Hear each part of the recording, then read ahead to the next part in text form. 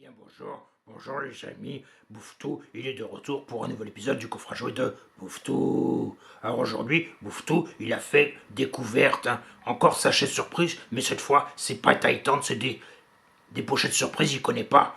Puis Bouvetou, il va vous montrer d'autres découvertes et vous faire une annonce pour le futur de la chaîne. À tout de suite les amis. Le coffre à jouer de Bouvetou. Eh bien bonjour ami Ghosted, comme Bouvetou vient de vous le dire, nous allons commencer par une annonce. Alors j'en avais déjà parlé pour ma page Facebook, donc ma chaîne YouTube qui était normalement censée s'intéresser exclusivement aux jouets Ghostbusters, va évoluer et va parler d'autres choses. Donc je vais parler essentiellement de jouets rétro, c'est-à-dire de jouets que j'ai connus à mon époque, les années 80, ainsi que de jeux vidéo. Alors je suis tombé dans une petite boutique sur Paris par hasard, donc sur un jeu NES, donc c'est-à-dire la Nintendo, la Nintendo japonaise, pardon. J'aurais pas dû dire NES, en fait c'est Famicom, voilà, Family Computer, et c'est le jeu Spelunker.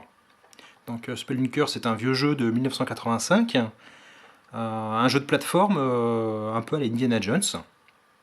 Donc ça c'est la cartouche japonaise d'origine. Et ce que je constate, j'avais jamais vu ça sur une cartouche de jeu Nintendo.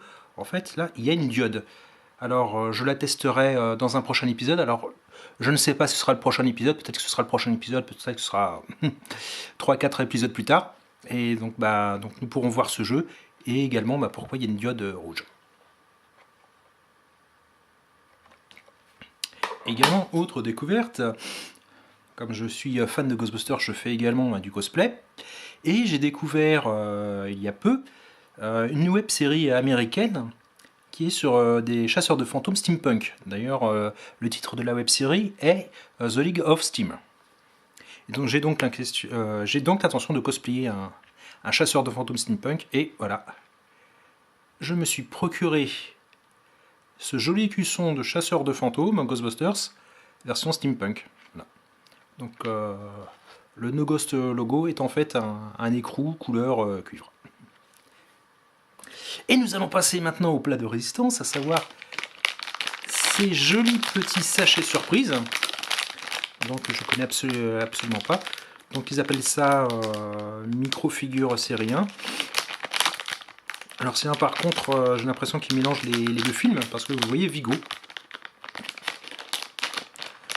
comme vous pouvez le voir au dos, donc toutes les petites figurines disponibles.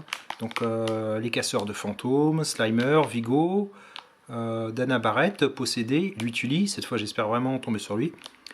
Janine, sauf que c'est encore la Janine du second film, c'est toujours pas la Janine du premier film. Donc un des frères Scoleri. Ça c'est le fantôme de la bibliothèque. Celui-là je vois pas trop. Un Terror Dog. Bon, bien sûr, le Big Madame Chamallow. Gozer, le Gozerien. Et Lecto. Alors, surprise, qu'est-ce que c'est? Je crois que c'est Lecto. À moins que ce soit non. C'est difficile à dire. Soit c'est Lecto, soit c'est un fantôme. Je sens comme une espèce de socle. Nous allons découvrir ça de suite. Alors, où j'ai découvert ces petites beautés, donc c'est toujours à la librairie Comics Album, à Paris dans le 5e. Et ils étaient disponibles dans un présentoir à la caisse. Alors, de quoi s'agit-il? Oh. Ah, mais c'est même mieux que Lecto 1, ça, c'est Dana Barrett. Elle va rejoindre mon Terror Dog, que j'avais dans la collection Titan Vinyl Figure. Ah, puis elle est vraiment...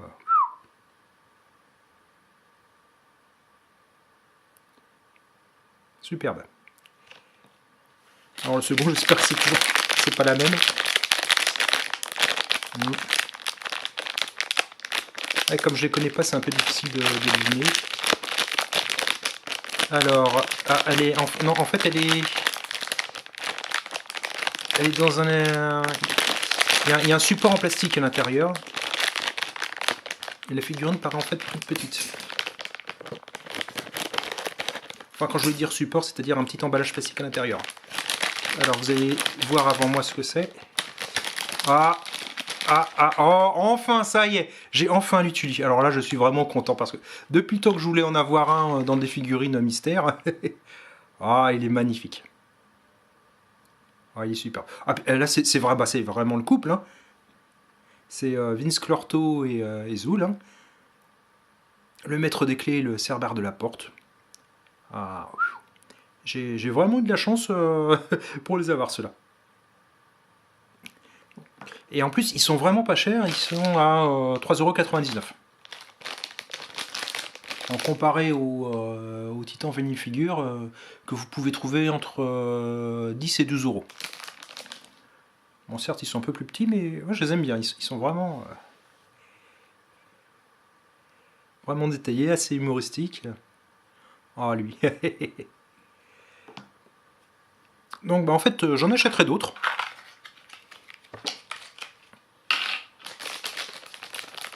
Et je vais me faire un sacré petit plaisir. Bon, j'aimerais bien également tomber sur Vigo. Ouais. Très beau dessin. Bon, série 1, ça suppose qu'il va y avoir une série 2. Alors, j'aime bien sur quoi portera la série 2. Vu déjà tous les personnages sont présents et qu'ils ont fait le mélange des deux films, peut-être que la série 2 portera soit sur le reboot de 2016, soit pourquoi pas sur les dessins animés. Ça, ce serait bien d'avoir des petites figurines cartoonesques sur les dessins animés. Et bien voilà, donc c'était un nouvel épisode du coffre à jouets de Bouffe-Tout. Et je vous donne rendez-vous une prochaine fois. Alors, pareil, je sais pas quand, parce que mes émissions se font vraiment au coup de cœur, sur ce que je trouve. Donc ça peut être dans une semaine, comme dans 6 mois. Bon non, je vous rassure, hein, je ne mettrai pas 6 mois. Alors, je vous dis à très très bientôt. Et d'ici là...